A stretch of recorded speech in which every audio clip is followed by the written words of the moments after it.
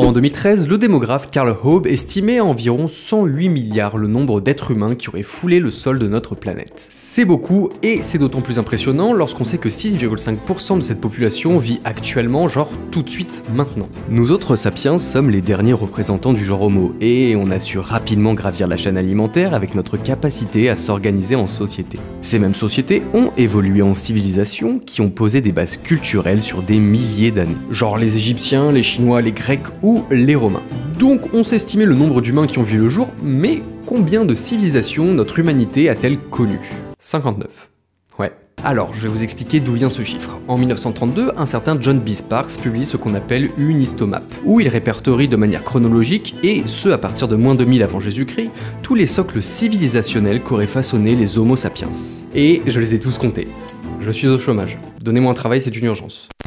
Bref, ces socles sont plus ou moins imposants relativement à leur taille et regroupent différents types de populations. Mais du coup, comment on définit une civilisation? Si je cherche sur internet, je peux trouver un ensemble de caractères communs aux sociétés les plus complexes. Ici, on parle de codes culturels qui vont assurer une forte cohésion sociale permettant à des peuples de perdurer et de marquer l'histoire. Ce qui est assez vrai, par exemple les Mongols, bien qu'ayant constitué le plus grand empire qu'ait connu la Terre, ont fini pour certains par être assimilés à la culture chinoise, plus développée, représentant un socle social plus stable. Cette même Chine qui, à travers les âges, a été et reste d'ailleurs toujours très influencée par les pensées taoïstes et confucianistes. Ça explique une certaine cohésion sociale, et ce malgré les multiples fragmentations du pays et la succession de différentes dynasties avec des origines culturelles diverses. Tout ça c'est bien représenté sur l'histomap, mais ce document est-il pour autant véridique?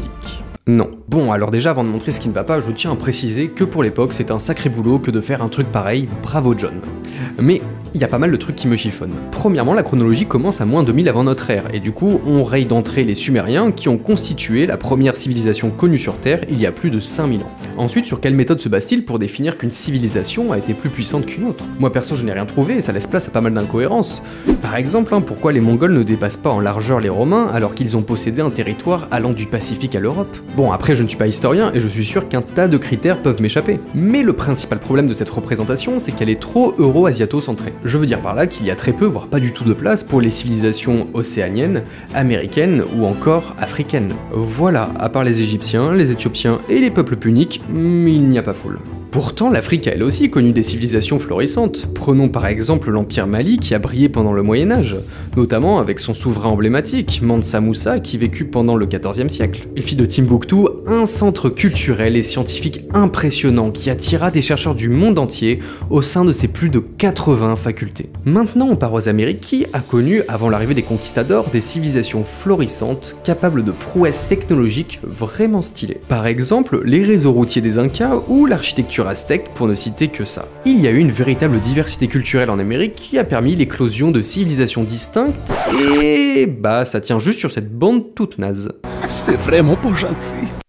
Enfin voilà, il y a eu bien plus de 59 civilisations dans le monde. Mais on se dit qu'avec le temps et l'évolution des techniques de recherche, on a une vision plus complète et plus équilibrée du monde qui nous entoure. En vrai, bof. Là, on va se concentrer sur une représentation appelée World History Timeline, designée par Terry Hardacre et publiée en 2006. Ici, on raisonne plus en termes d'entités étatiques et de peuples répartis sur des aires géographiques, Asie, Afrique, Europe, Amérique, etc.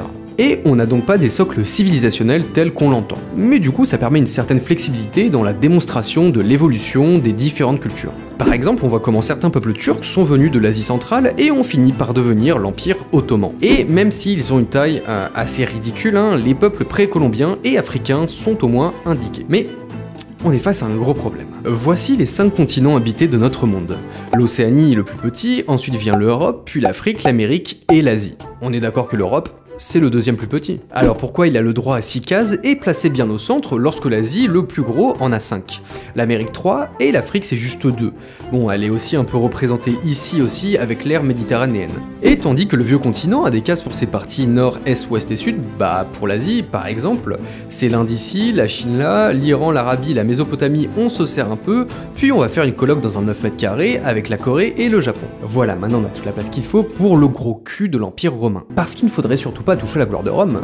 Je ne sais pas ce qu'ont certains historiens avec l'Empire romain, mais ça ne m'étonnerait pas qu'ils fassent porter des tenues de centurions à leurs femmes pendant le zizi pampan. Non, plus sérieusement, avec ce système de répartition géographique, l'empire mongol le plus gros qui ait jamais existé a l'air totalement asthmatique.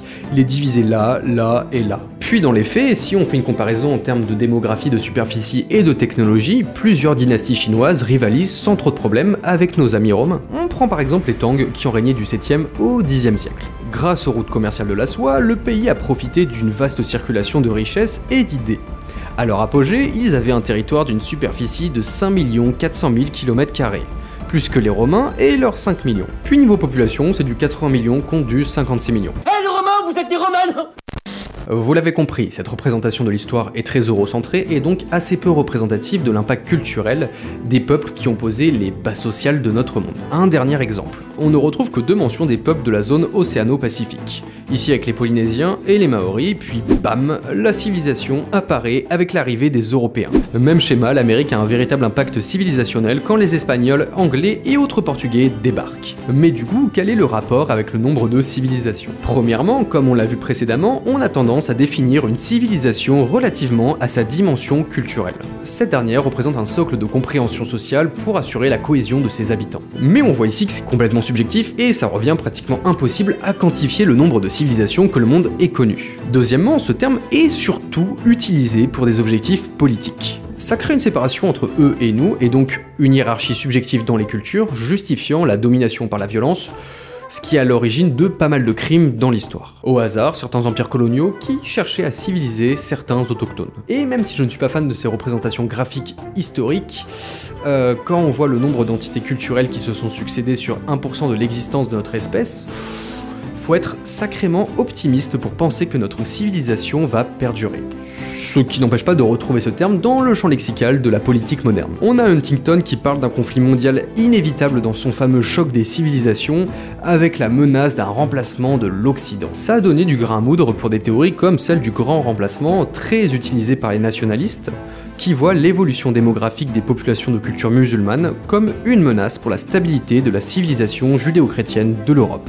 Tout ça pour arriver au troisième point, il y a toujours énormément de contrastes culturels au sein des populations et des territoires. Ça n'a pas trop de sens de voir dans le terme civilisation une sorte de bloc homogène. En tout cas, de mon point de vue personnel, je préfère le mot culture, qui est plus flexible, et qui permet d'identifier plus précisément certains codes sociaux sans en exclure d'autres. Genre des gens de culture bretonne peuvent faire aussi partie intégrante de la culture rap. Bienvenue en Bretagne. BZH, zone de houle. Aïe. Quatrième et dernier point, on s'abonne et on like la vidéo s'il vous plaît.